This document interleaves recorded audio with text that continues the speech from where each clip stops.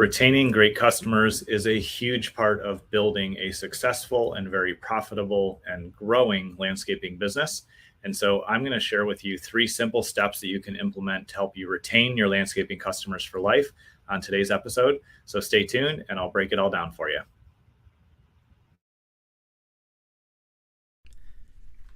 I'm Gabe Arnold, and this is the Green Mountain Podcast. We are the champions who brave the elements to create beauty.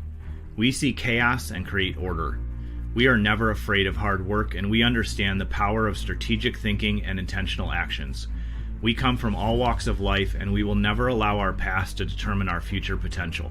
We create beauty around the homes of our customers and increase the value of our community with the work that we do every day. We understand the power of consistent branding because it helps us grow and serve all those around us. We practice effective sales so our company, employees, and community can benefit from the value we add. We intentionally invest in operational habits that help us deliver excellent results to our customers on a continual basis. We understand that powerful and beautiful things take time to grow, and with consistent watering and intention, amazing results can happen. We are committed to making the world a better place by being positive examples to all those around us. We don't allow anyone to look down on us because we know the value we bring to our community as leaders. We create positive workplaces for our employees so they feel safe and supported, and at the same time, we hold ourselves to high standards. We pursue excellence on a daily basis because we know the journey is worth the sacrifice. We are the protectors of the land. We are the guardians of beauty. We are the heroes. We are landscapers.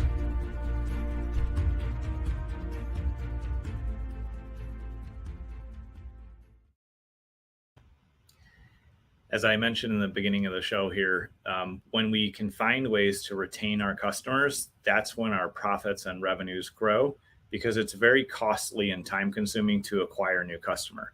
You have to spend time door knocking or networking or getting referrals. You have to do advertising. You have to do branding, and you have to go out and propose a new estimate or prepare that annual, plan for what they need done on their property. So there's a lot of upfront investment in acquiring a new customer, but it's a lot cheaper and a lot more profitable to retain a customer for life as long as they're at that property than it is to just keep trying to acquire new customers. Because I always think of the leaky bucket analogy. If you have a leaky bucket, there's no amount of water that you're going to pour into it that's going to stay in there. It's always going to leak out the bottom or the sides or wherever the holes or cracks are. But as soon as you patch those holes or you just go buy yourself a new bucket, then you can carry that water around forever and you can have the resources you need to continue to grow. And so retaining customers is not as difficult as it may seem, because what I've encouraged our clients to do and what we've seen be very successful is to create a really simple communication schedule that includes annual contract renewal dates, that talks about, the pre and post spring cleanup check-in, a mid-season check-in, call or meeting, and then a post-fall cleanup check-in, and of course, holiday cards or gifts when you can for your clients. And so I kind of just glossed over those, but I want to talk through them a little bit deeper here. So one of the things that's really helpful is just create a simple document or checklist for yourself, or depending on if you use a more sophisticated customer management software, you can put it in there. But just think about, if I can have a few more touch points with each customer each year, that's going to do a couple things. One, it's going to show them that you care about them and you appreciate the investment that they're making in their property and in your company. The second thing is, the more time you have with somebody consistently over a longer period of time, the more like individual calls or in-person meetings you have over a longer period of time, that just builds up trust, and they're willing to share frustrations or new projects they want to work on or anything that's going on. And so by being intentional with having a simple checklist of here's what we're going to do for every customer every year, that's what allows you to retain customers and, keep them for life. And so when I think about it, because I've in the past, used some contractors and used landscapers that I wasn't happy with, I ended up moving on from those and working with a landscaping company now for my home and my property that I really like working with. And the difference was in the communication. With the company that I ended up letting go, that I wasn't happy about, we didn't hear from them hardly ever. If we did ask for something, it rarely got handled.